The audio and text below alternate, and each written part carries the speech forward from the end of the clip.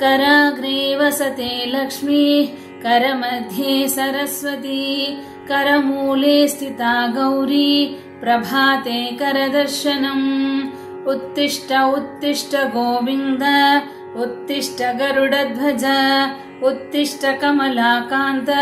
त्रैलोक्यं मङ्गलं कुरु समुद्रवसने देवी पर्वतस्तनमण्डले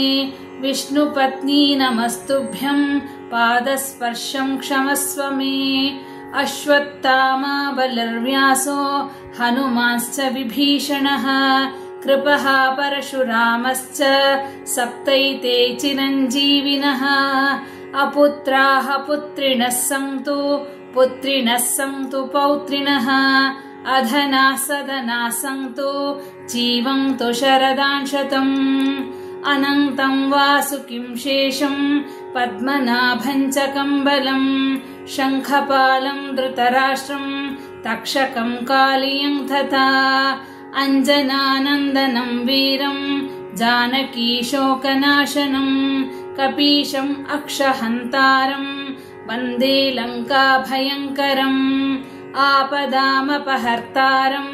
दातारं सर्वसम्पदां लोकाभिरामं श्रीरामं भूयो भूयो नमाम्यहम् उदये ब्रह्मस्वरूपोऽयं मध्याह्ने तु महेश्वरः अस्तमाने स्वयं विष्णुः त्रयीमूर्तिदिवाकरः कुङ्कुमाङ्कितवर्णाय कुन्देन्दुधवलाय च विष्णुवाहनमस्तुभ्यं पक्षिराजाय ते नमः कूजन्तं राम रामेति मधुरं मधुराक्षरम् आरुह्य कविताशाखां वन्दे वाल्मीकिकोकिलम् कश्यपोर्तृर्भरद्वाजः विश्वामित्रोऽथ गौतमः जमदग्निर्वसिष्ठश्च सप्तैते ऋषयः स्मृताः काले वर्षतु पर्जन्यः पृथिवी सस्यशालिनी देशोऽयं क्षोभरहितः सज्जनाः सन्तु निर्भयाः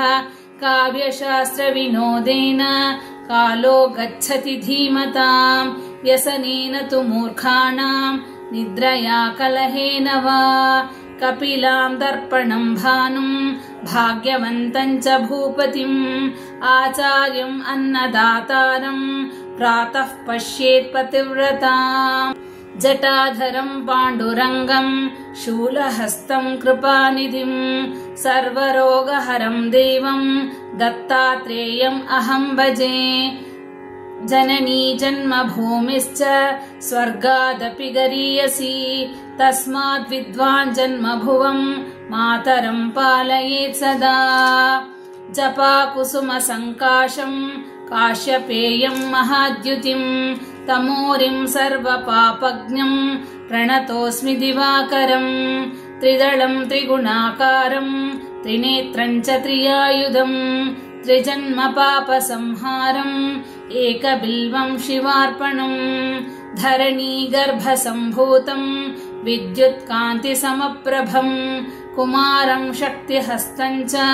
मङ्गलं प्रणमाम्यहम् देवानां च ऋषीणां च गुरुं काञ्चनसन्निभं बुद्धिभूतं त्रिलोकेशं तं नमामि बृहस्पतिं दत्तात्रेयं महात्मानां वरदं भक्तवत्सलं प्रपन्नार्तिहरं वन्दे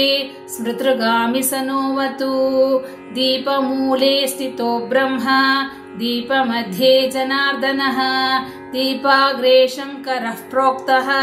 सन्ध्यादीप नमोऽस्तु ते दीपं ज्योतिपरब्रह्मा दीपं ज्योतिजनार्दनः दीपो हरति पापानि सन्ध्यादीप नमोऽस्तु ते नमस्तुलसी कल्याणी नमो विष्णुप्रिये शुभे नमो मोक्षप्रदे देवी नमः सम्पत्प्रदायिके न त्वहं कामये राज्यं न स्वर्गं न पुनर्भवं कामये दुःखतप्तानां प्राणिनामार्तिनाशम् न गुरोरधिकं तत्त्वं न गुरोरधिकं तपः तत्त्वज्ञानात् परं नास्ति तस्मै श्रीगुरवे नमः। नमः शिवाय शान्ताय हराय परमात्मने प्रणतः क्लेशनाशाय योगिनां पतये नमः।